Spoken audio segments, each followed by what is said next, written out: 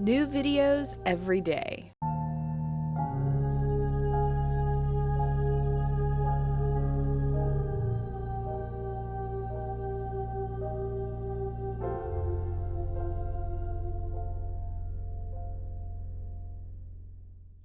Hi, my name's Sarah, and today we're going to talk about humanistic psychology and how Maslow's hierarchy of needs relates to depression.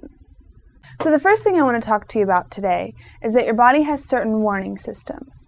For example, when you experience pain, your body sends a message to your brain that says you have experienced physiological damage or harm. Another warning system is hunger. When your body lacks the nutrients it needs to repair itself and for energy, then you experience hunger. Another warning system is emotional pain. This tells you there's something wrong with your life, your psyche, or your mental and emotional well-being. So let's talk about Maslow's hierarchy of needs. At the bottom, we have physiological needs, then we have safety needs, love and belonging needs, esteem needs, and at the top, self-actualization needs. Now, it's pretty obvious if your physiological needs are not met. If you do not have access to proper nutrition or to water, or you're unable to get enough sleep, or if your body is physically harmed in some way, you will experience pain. Now, what's not so obvious is if your safety needs are not met, if your love and belonging needs are not met, your esteem needs or your self-actualization needs are not met, you will experience emotional pain. So is it a possibility that depression is a chronic state of these needs not being met? So let's examine this further by looking at each of the different levels. So let's start with the physiological needs. How do you feel when you're sick? Happy? Or is it an emotional bummer to be lying there in pain? So psychiatrists like to claim that if someone's depressed, that it's actually a physical problem and that there's an imbalance of chemicals in the brain. The truth is that there's no scientific evidence that shows depression is an imbalance of chemicals in the brain. Some depression has a physiological cause.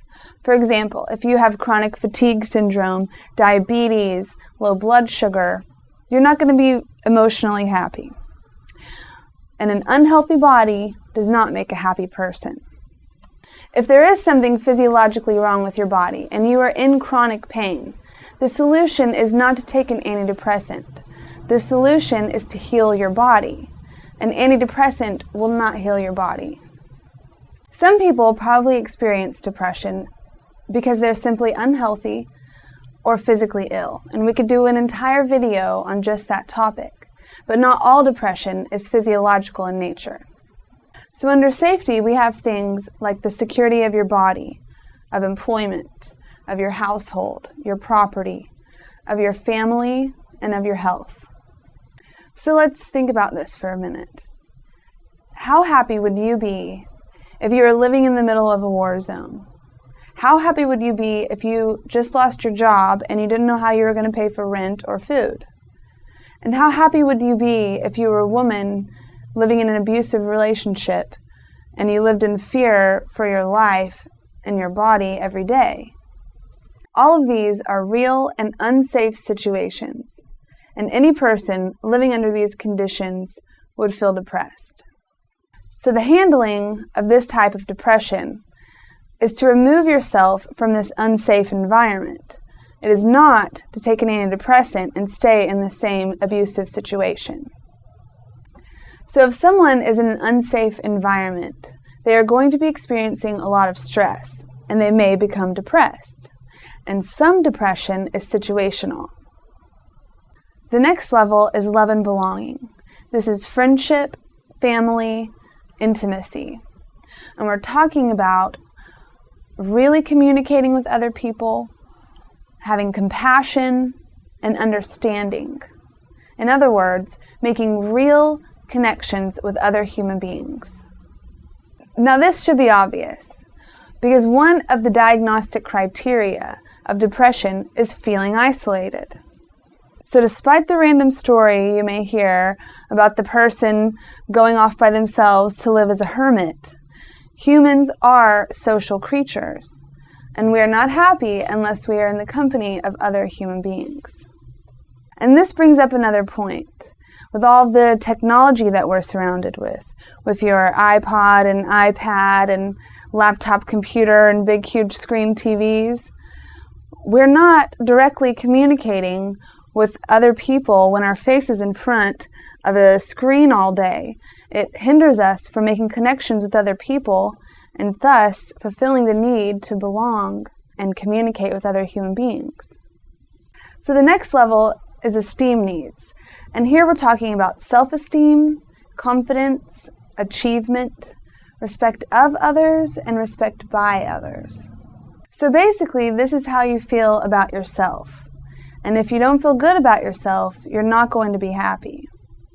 Probably the thing that damages the esteem needs the most is being connected to someone who is invalidative or overcritical. The husband who says you're stupid, the wife who says you're fat, the mother who says you'll never amount to anything, or the teacher who says that you're a failure. All of these things chip away at your self-esteem and can cause depression. So a big part of not being depressed is being very careful with who you surround yourself with in your environment. And if you're connected to someone who is abusive, damaging to your self-esteem, the solution is to get away from them, not go to the doctor, take an antidepressant, and go to dinner with them. So the last level is self-actualization, and this is morality, creativity, spontaneity, problem solving, a lack of prejudice, and acceptance. So self-actualization is all about achieving your full potential. Let me give you the most common example. If you have the potential to be the President of the United States and you're working at a grocery store bagging groceries, you're going to be a miserable human being. Maslow says, if you deliberately plan on being less than you are capable of being, then I warn you that you will be unhappy for the rest of your life.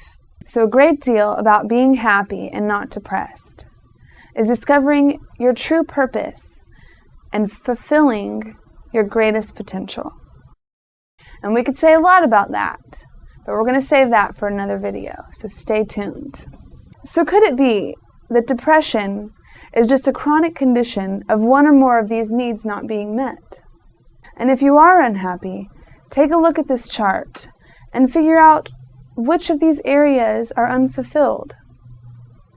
In future videos, we're going to use this chart to figure out not only how to beat depression, but how to truly become happy. And in another video, we're going to delve into the physiological needs and how they relate to depression. Thank you for watching my video. Give me a thumbs up, or you can leave me a comment down below.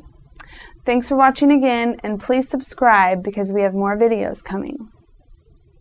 If you liked this video, we have hundreds of more alternative videos ranging from sexual health to psychology to mind control.